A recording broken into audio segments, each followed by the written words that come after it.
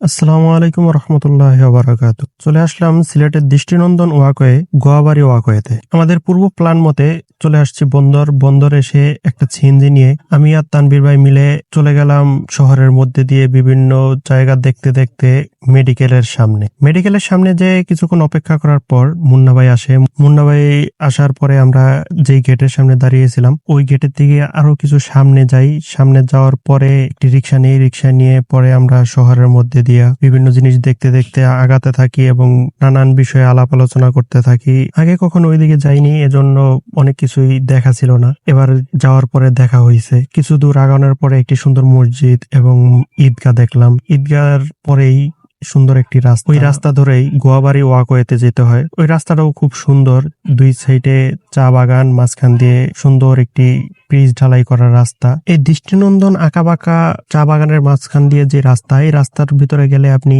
প্রকৃতির মাঝে হারিয়ে যাবেন। এই রাস্তা ধরে কিছু দূর আগালে আপনি চলে যাবেন গোয়াবাড়ি ওয়াকওয়ের যে প্রবেশ পথ আছে সেই পথের সামনে নেমে আমরা গোয়াবাড়ি ওয়াকওয়েতে প্রবেশ করলাম। প্রবেশ করে দেখি শুক্রবার উপলক্ষে অনেক মানুষ ঘুরতে আসছে, কেউ ফ্যামিলি নিয়ে, কেউ বন্ধু বান্ধব নিয়ে, যে যার মতো করে আসছে। কিছু দূর আগানোর পরে আপনি এই মনোরম পরিবেশ দেখতে পারবেন, সুন্দর একটি পরিবেশ। এখানে দেখতে পাবেন আপনি টিলার উপরে সুন্দর সারি সারি চা গাছ লাগানো। চা গাছের সাথে আরো কিছু গাছ রয়েছে, খুবই সুন্দর দেখতে। আপনি প্রকৃতির মাঝে হারাতে চাইলে চলে আসতে পারেন গোয়াবাড়ি ওয়াকওয়েতে। এখানে কিছুক্ষণ দাঁড়িয়ে ছবি টবি তুলে পরে আমরা গেলাম সামনের ওই মাথায়, শেষ মাথায় যে দেখি ওই দিক দিয়ে এই ওয়াকওয়েতে প্রবেশ করা যায়। তারপরে ওইখানে কিছুক্ষণ দাঁড়িয়ে থেকে তারপরে আমরা আবার পিছনের দিকে আসলাম। পিছনের দিকে বলতে আমরা যে দিক দিয়ে প্রবেশ করছি ওইদিকের যেদিক দিয়ে প্রবেশ করছি ওইখানের সাইডে একটি চা বাগান আছে। ওই চা বাগানের ভিতরে মানুষ নেমে দেখি ছবি তুলতেছে। এই ছবি টবি তোলার পরে রাস্তা পার হলাম। রাস্তা পার হয়ে অপর দিকে যে ওয়াকওয়ে আছে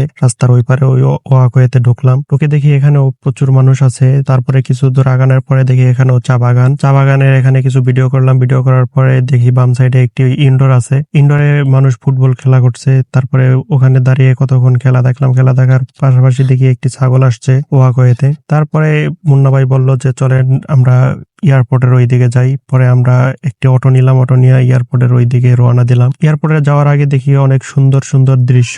এগিয়ে দেখি অনেক সুন্দর সুন্দর চা বাগান আছে। ওই দিকে টিলার মাঝখান দিয়ে রাস্তা গেছে, খুবই সুন্দর। তারপরে কিছু দূর আগায় দেখি ধান খেতে অবশ্য ধান নাই, মানুষ ফুটবল খেলা করছে। তারপরে কোনো ধান খেতে গরু বাঁধা আছে। এগুলা দেখতে দেখতে অবশেষে আমরা চলে আসছি এয়ারপোর্টে এসে আমরা একটি খোলামেলা হোটেলে বসে সিঙ্গারা আর আলুর চপ অর্ডার দিয়েছি। পরে গরম গরম সিঙ্গারা আর আলুর চপ খাইলাম, আড্ডা দিলাম, অনেক সময় বসে থাকলাম। আর আড্ডার মাঝখানে কিছু ভিডিও করে নিলাম। এখানের পরিবেশটাও খুবই সুন্দর, খোলা আকাশের নিচে বসে খাইতে ভালোই লাগে। তারপরে বললাম চলেন আবার ওয়াকওয়েতে যাই। পরে আবার ওয়াকওয়েতে আসলাম। ওয়াকওয়েতে আইসা এখানে কতক্ষণ খেলা দেখলাম আর আড্ডা দিলাম। পরে শেষ টাইমে আমরা ওইখানের স্পেশাল ঝালমুড়ি খেয়ে বাসায় চলে আসলাম।